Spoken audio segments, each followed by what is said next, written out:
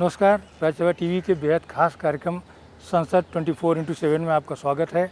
मैं हूं अरविंद कुमार सिंह।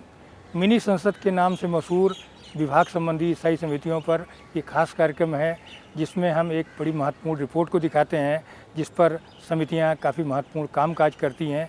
वैसे तो आम धारणा है कि संसद 60 से 70 दिन चलती है, लेकिन विभाग संबंधी स्थायी समितियां पूरे साल भर काम करती हैं और वो बताती हैं कि संसद आम लोगों के सरोकारों से किस हद तक जुड़ी है और क्या खास काम करती है।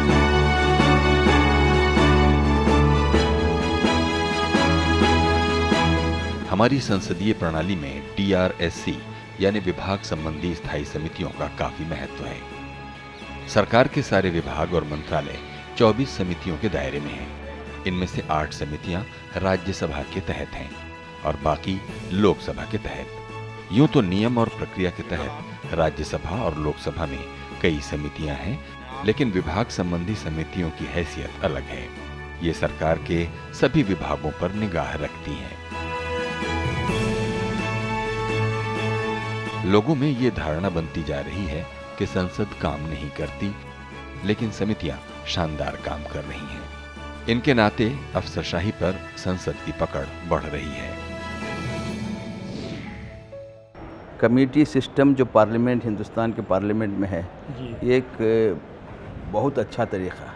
यानी लोगों को ऐसा लगता है कि पार्लियामेंट नहीं चल रही है, मगर पार्लियामेंट चल रही है। जो कमेटी सिस्टम हम बनाए हैं, उसमें कमेटी के पार्लियामेंट में काम हाउस में कम होता है, कमेटियों में ज़्यादा होता है। और इससे सबसे बड़ी महत्व ये इसमें है कि कमेटियों में ये हमारे यहाँ के parliament committee non party basis पे वर्क करते हैं। विभाग संबंधी समितियों का गठन भारतीय संसद का अभिनव प्रयास है। ये समितियां विभागों की अनुदान मांगों से लेकर तमाम विधेयकों और नीतिगत मामलों पर विचार करती हैं।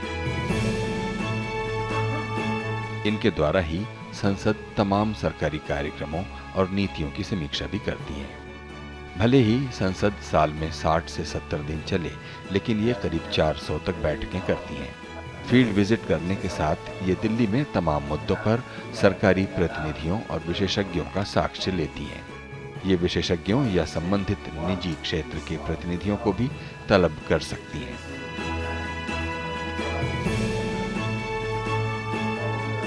समितियों में विभिन्न दलों का प्रतिनिधित्व और कई समितियों का नेतृत्व विपक्षी सांसदों के हाथ होने के बावजूद इन रिपोर्टों में दलीय प्रतिबद्धता नहीं दिखती। सभापति राज्यसभा एम वेंकैया नायडू खुद इन समितियों के कामकाज की सराहना कर चुके हैं। प्रधानमंत्री नरेंद्र मोदी इनको विधानसभाओं के लिए रोड मॉडल करार चुके हैं। बहुत अच्छा है, बहुत डिस्कशन होता है उसमें, और डिस्कशन करके और उसमें तब लोग रिकमेंडेशन करते हैं। और सरकार से भी लोग हमेशा इसमें रहता है टच में, और बढ़िया है, समिति सबका काम बहुत बढ़िया होता है।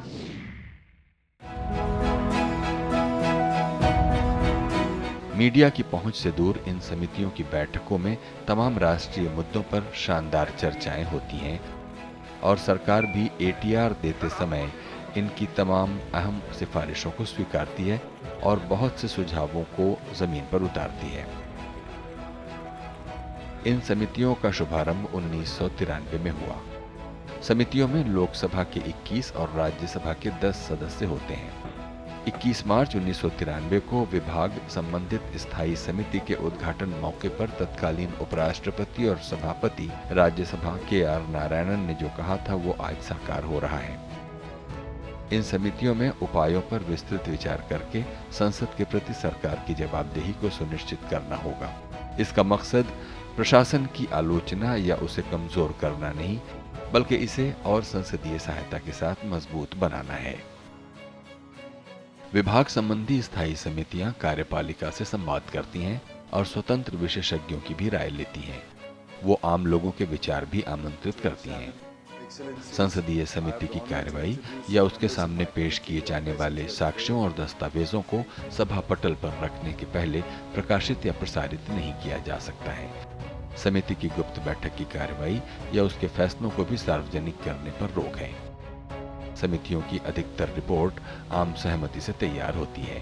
फिर भी कोई सदस्य असहमत होता है तो वो अलग टिप्पणी दे सकता है। ये समितियां खुद भी तमाम अहम विषयों का चयन करती हैं। इनकी परिधि काफी व्यापक है। 2018-19 के दौरान समितियों ने कई अहम विषयों को चुना। बजट सत्र 2018 में जब संसद का कामकाज बेहद निराशाजनक था, तो भी समितियों ने शानदार काम किया। माननीय सभासदों, माननीय सभापति जी। राज्यसभा में 146 रिपोर्टें और उनसे संबंधित वक्तव्य सभा पटल पर रखे गए। 13 मार्च 2018 को एक ही दिन जब राज्यसभा में 11 स्थायी समितियों ने अपनी 36 रिपोर्टें सभा पटल पर रखी, तो सभापति राज्यसभा ने सदन में इनके बेहतरीन कामकाज की सराहना की। Honorable Chairman, with your permission, I wish to lay on the table a copy, each in English and Hindi, of the following reports of the department-related parliamentary standing committee. विभाग संबंधी स्थायी समितियों में परिवहन, पर्यटन और संस्कृति संबंधी स्थायी समिति काफ़ी अहम है। सांसद डेरेक ओब्रायन की अध्यक्षता वाली राज्यसभा की समिति ने भारत में बौद्ध परिपथ के विकास को लेकर काफ़ी गहन पड़ताल की। पिछले साल के आखिर में ये रिपोर्ट संसद में रखी गई। वैसे भी ये समिति काफ़ी सक्रिय है। 2018 में इसने 16 महत्वपूर्ण बिंदुओं पर अलग अलग रिपोर्टें दी, जिसमें नागर विमानन से संबंधित रिपोर्ट काफ़ी चर्चा में रही।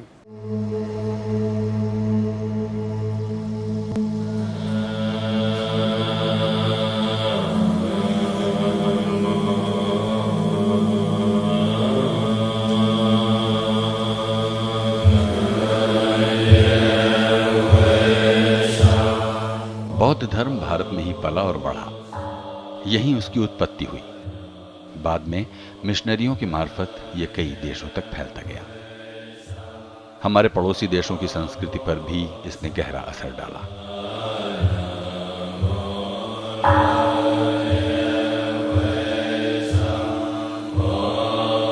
चीन, जापान, तिब्बत, कंबोडिया और म्यांमार समेत कई देशों में बौद्ध अनुयायी हैं। ये बड़ी संख्या में भारत में आते हैं। 这一次来朝圣佛陀的8大圣地，感到非常的荣幸。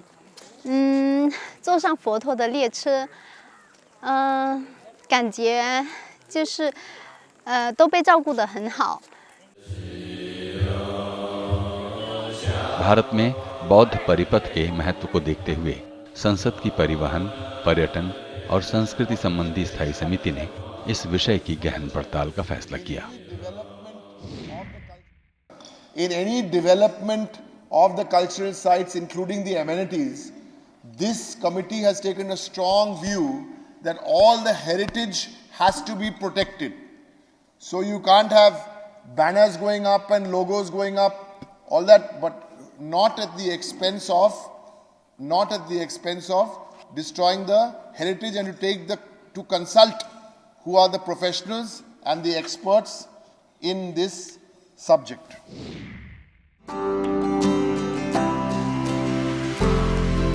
डेरेक ओब्रायन की अध्यक्षता वाली संसद की परिवहन, पर्यटन और संस्कृति संबंधी स्थायी समिति ने भारत में बौद्ध परिपथ के विकास के मुद्दे को अपने एजेंडे में 2015 में लिया था। इसकी रिपोर्ट 14 दिसंबर 2018 को सभा पटल पर रखी गई। समिति ने संस्कृति और पर्यटन मंत्रालय के साथ इस विषय पर गहन पड़ताल की। बौद्ध स्थलों के लिए वायु संपर्क मामले को लेकर नागर विमानन मंत्रालय के सचिव को भी समिति ने तलब किया। इसी तरह भारतीय पुरातत्व सर्वेक्षण और कई दूसरे संगठनों के प्रतिनिधियों का विचार भी समिति ने जाना।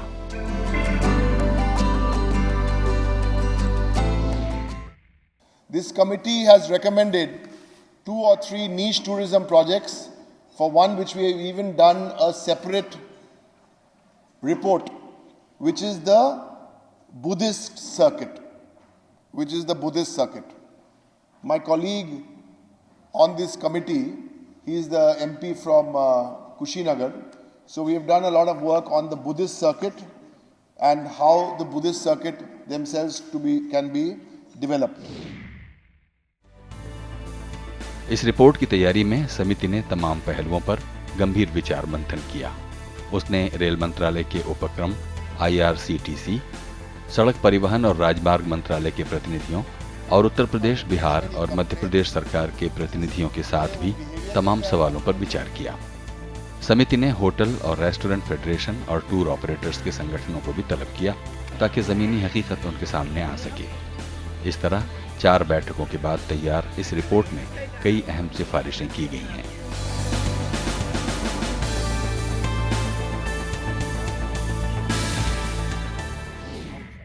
जो खासतौर पर जो बिहार है, जो कि बुद्धिज़्म के लिहाज से बड़ा इम्पोर्टेंट है, पूरी दुनिया भर से जो बुद्धिस्ट टूरिस्ट हैं उनकी आवाजाही भी बढ़ी है, तो क्या अगर माने जो इंफ्रास्ट्रक्चर वगैरह है उनके लायक डेवलप हो पा रहा है या उसकी तरफ कोशिश हो रही है? देखिए, मैं पिछले 25 साल से बुद्धिस्ट सेक्टर में हूँ जी, और ऑलमोस्ट इसका जो इंटायर स्ट्रेच है जी, जो डिफरेंट स्टेट्स में है, हर जगह जाने का मौका मिला है।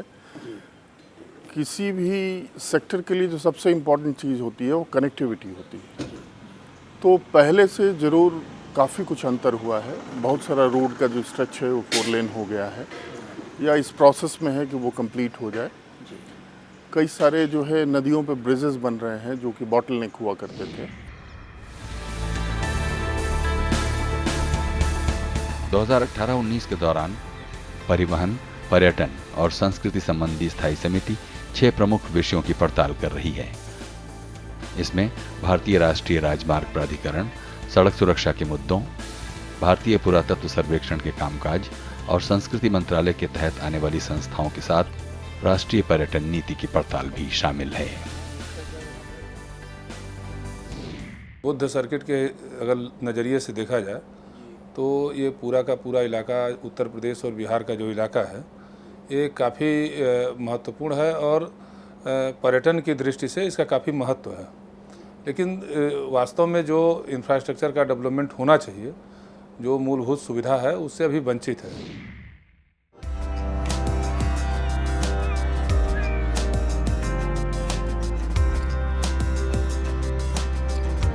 विश्वविख्यात वाराणसी किसी परिचय का मोहताज नहीं है। यहाँ की गंगा आरती और विख्यात घाटों की दुनिया में अलग पहचान है।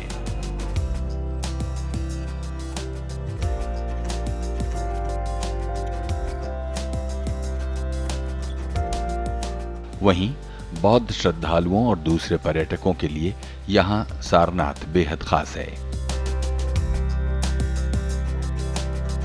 भगवान बुद्ध ने यहीं अपना पहला धर्मोपदेश दिया था। इस नाते बौद्ध अनुयायियों के लिए सारनाथ की यात्रा अनिवार्य है।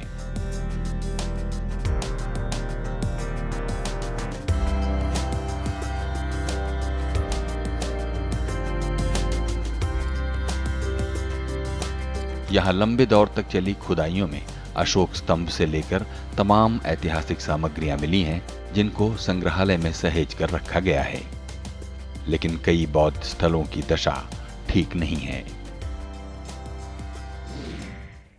जब सारनाथ गए, सारनाथ तो बहुत ही पीसफुल, बहुत अच्छा मेंटेन किया हुआ साइट है, लेकिन महाबोधि को इम्प्रूव करने की बहुत ज़रूरत है। जब आप कुशीनगर जाएंगे तो जहाँ भगवान बुद्ध का अंतिम संस्कार हुआ था, उस हिरण्यावती नदी का आज अस्तित्व समाप्त है।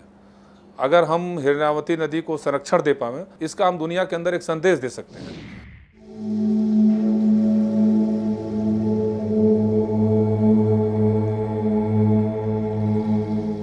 भगवान बुद्ध पड़ोसी देश नेपाल के लुम्बिनी में पैदा हुए। वहां से लेकर उत्तर प्रदेश और बिहार में उनके पद चिन्ह जहां जहां पड़े वो सभी स्थल दुनिया भर के बौद्धों के लिए श्रद्धा का केंद्र हैं।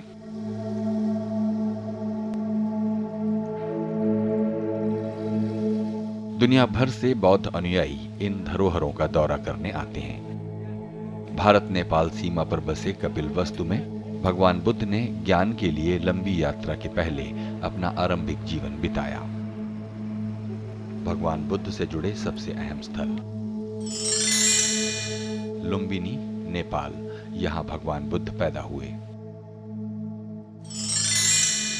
बोधगया, बिहार, बोधि वृक्ष के नीचे भगवान बुद्ध ने ज्ञान हासिल किया।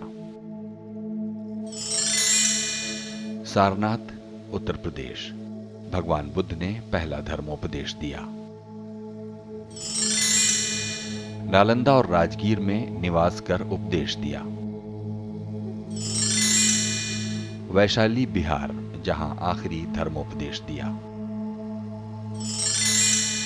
नालंदा बौद्ध शिक्षण और प्रशिक्षण का महान केंद्र बना।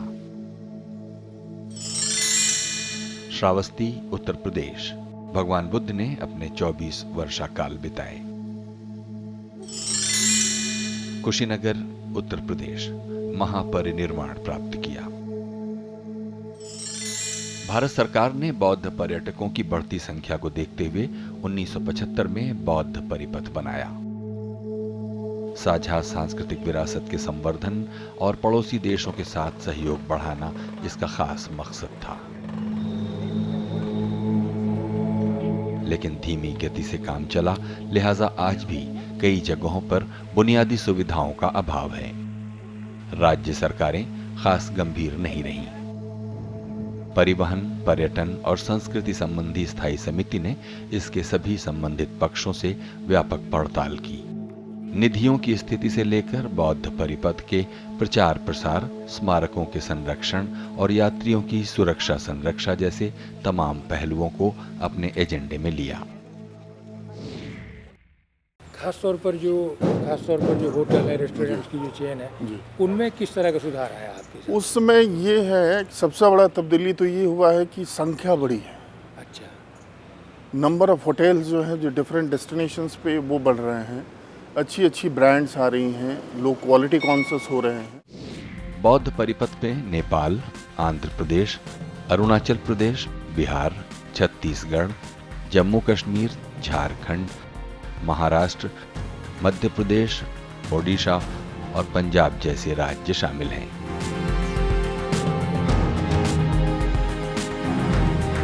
लेकिन यात्रियों की मुख्य शिकायत संपर्क को लेकर है। संपूर्ण परिपथ पर यात्रा सहज नहीं है। पटना गया और बोध गया को जोड़ने वाले राष्ट्रीय राजमार्ग संख्या 22 तक दिक्कतों से भरी है। जाम की समस्या से काफी समय लग जाता है। पूर्वी एशियाई देशों के यात्रियों को इससे काफी दिक्कतें आती हैं। इसी नाते समिति ने राज्य सरकारों, NHAI और पर्यटन मंत्रालय को शामिल कर एक पैनल बनाने की सिफारिश की है। समिति की राय है कि सड़कों को 4 लेन और अंतर्राष्ट्रीय मानकों के तहत बनाया जाए।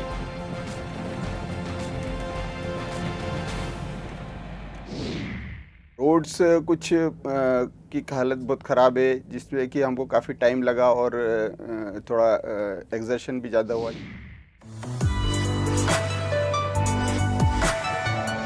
विदेशी यात्रियों के लिए हवाई संपर्क का मुद्दा खास है। इस दिशा में कोशिशें जारी हैं। कुशीनगर में अंतर्राष्ट्रीय विमानपत्तन है, फिर भी केवल सर्दियों में 3 महीने उड़ानें होती हैं। सितंबर से मार्च तक पर्यटन सीजन में गया हवाई अड्डे पर 150 जहाज उतरते हैं।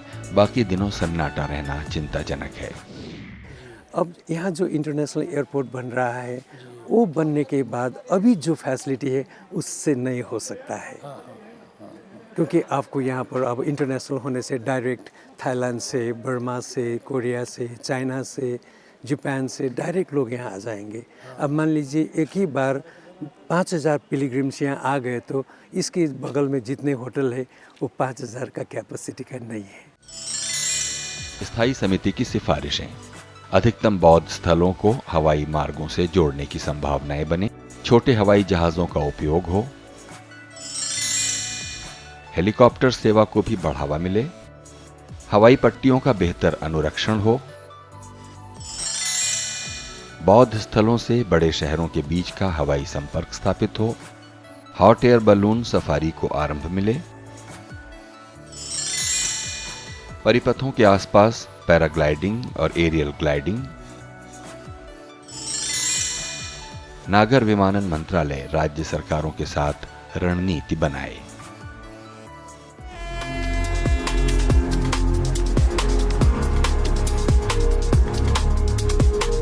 समिति की राय में बौद्ध परिपथ तक भरोसेमंद पहुंच में भारतीय रेल की सबसे अहम भूमिका हो सकती है, लेकिन मौजूदा सेवाओं की स्थिति ठीक नहीं है।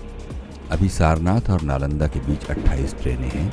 इनमें शताब्दी, राजधानी या एसी चेयर कार जैसी खास ट्रेनें नहीं हैं। समिति की राय में पैलेस ऑन व्हील्स की संभावनाएं भी तलाशी जानी चाहिए। दिसंबर 2018 में नए रूप रंग के साथ आरंभ बुद्धिस्ट सर्किट टूरिस्ट ट्रेन काफी सुविधाओं से लैस है।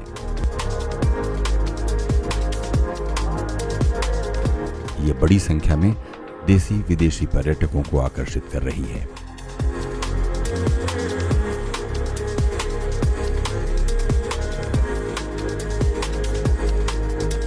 स्थायी समिति की राय है कि बौद्ध परिपथ पर एसी और सुपरफास्ट गाड़ियां चलाई जाएं।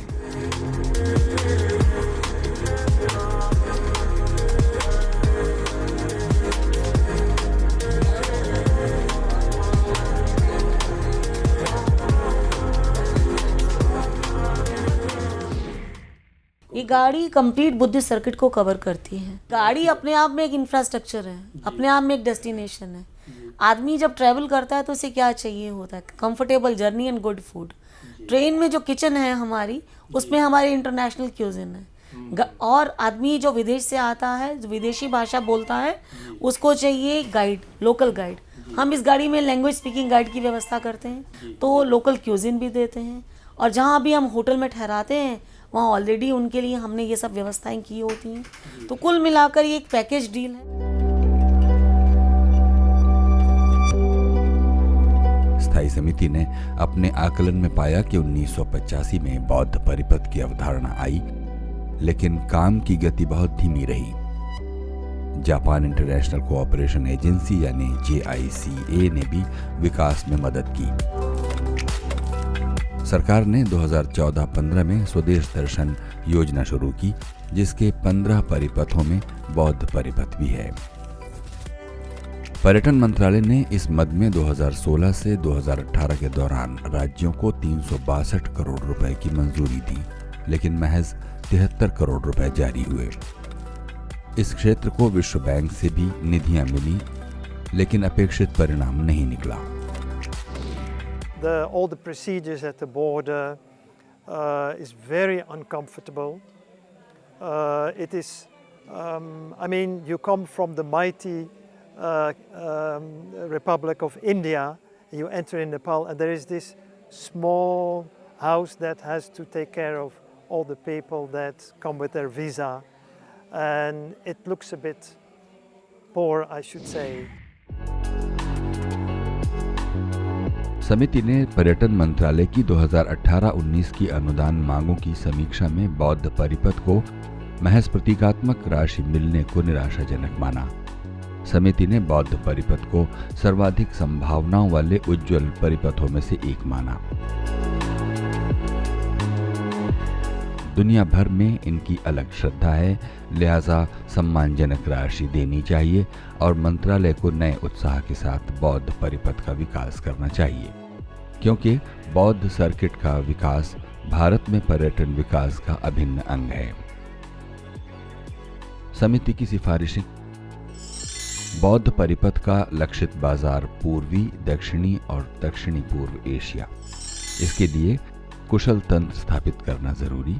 केंद्रीय स्तर पर अंतर्राज्यीय मंत्री स्तरीय समिति बने। केंद्र और राज्यों के बीच तालमेल बढ़ाना जरूरी। विभिन्न हितधारकों के साथ बेहतर तालमेल की दरकार। समिति ने ये आकलन भी किया कि बौद्ध परिपथ में नवंबर से मार्च तक हालत बेहतर रहती है। बाद में इन इलाकों में वीरानगी छा जाती है, जिस तरफ ध्यान देने की दरकार है। पर्यटन मंत्रालय बौद्ध परिपथ के प्रचार प्रसार के लिए पहल कर रहा है, लेकिन बौद्ध बहुल देशों में बौद्ध परिपथ के बारे में जागरूकता का अभाव है। इस नाते विशाल संभावनाओं पर ग्रहण लगा है। बौद्ध परिपथ की कोई औपचारिक ब्रांड पहचान नहीं है।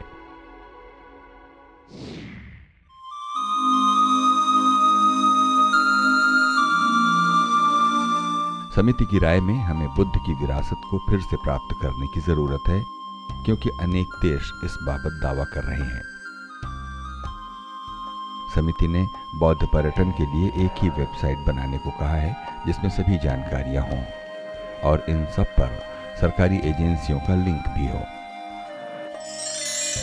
बौद्ध धर्म के तीनों मुख्य पंथों महायान, थेरावाद और वज्रयान के मद्देनजर समिति ने पंथ विशिष्ट तरीके से संवर्धन की जरूरत बताई है। समिति की राय में पर्यटन मंत्रालय को परिपथ के प्रचार प्रसार में भी सभी संभव संसाधनों का उपयोग करना चाहिए।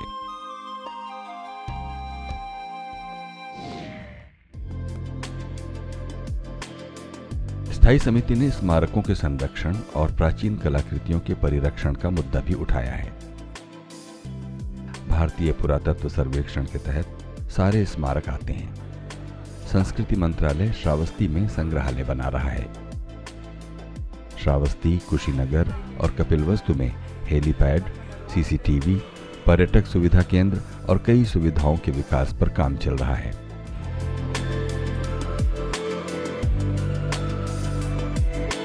समिति की राय में परिपथ के अधिकांश स्थलों में विकास को बहुत कुछ करने की जरूरत है। बेहतरीन परिरक्षण के साथ इन स्थलों के लिए विश्व विरासत स्थल का दर्जा हासिल करने का लक्ष्य रखना चाहिए। ये काम बौद्ध समुदाय की भावनाओं, स्वच्छता और शुचिता को ध्यान में रखकर हो।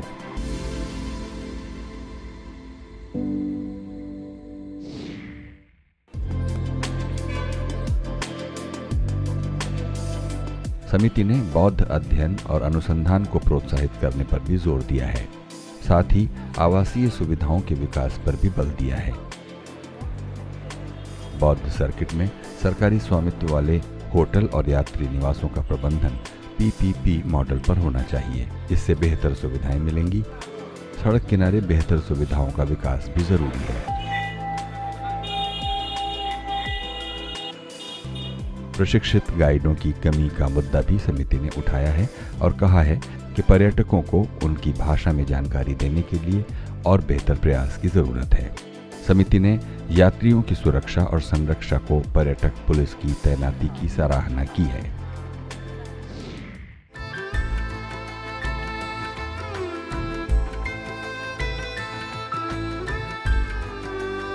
समिति ने बौद्ध परिपथ में स्थानीय शिल्पकारों की सहायता की सिफारिश भी की है। इससे उच्च गुणवत्ता के सामान के उत्पादन में मदद मिलेगी और उनका जीवन बेहतर होगा। समिति चाहती है कि सरकार बौद्ध स्थलों के प्रति स्थानीय जनसंख्या को जागरूक और संवेदनशील बनाने की पहल करे। कराधान प्रणाली को बेहतर बनाने के साथ समिति ने कई रियायतों की बात भी कही है, ताकि सरकारी निजी भागीदारी को गति दी जा सके। तो कुल मिलाकर इस स्थायी समिति ने भारत के बौद्ध परिपथ के विकास को लेकर के तमाम पक्षों की गहन पड़ताल की है। समिति ने माना कि अगर भारत सरकार और राज्य सरकारें मिलकर इस दिशा में गंभीर पहल करें तो ये बहुत ही व्यापक संभावनाओं वाला क्षेत्र बन सकता है। साथ ही साथ काफ़ी बड़े पैमाने पर लोगों को रोजगार भी मिल सकता है। इस एपिसोड में फ़िलहाल यहीं तक। आगे मिलेंगे किसी और ख़ास विषय के साथ। तब तक के लिए धन्यवाद।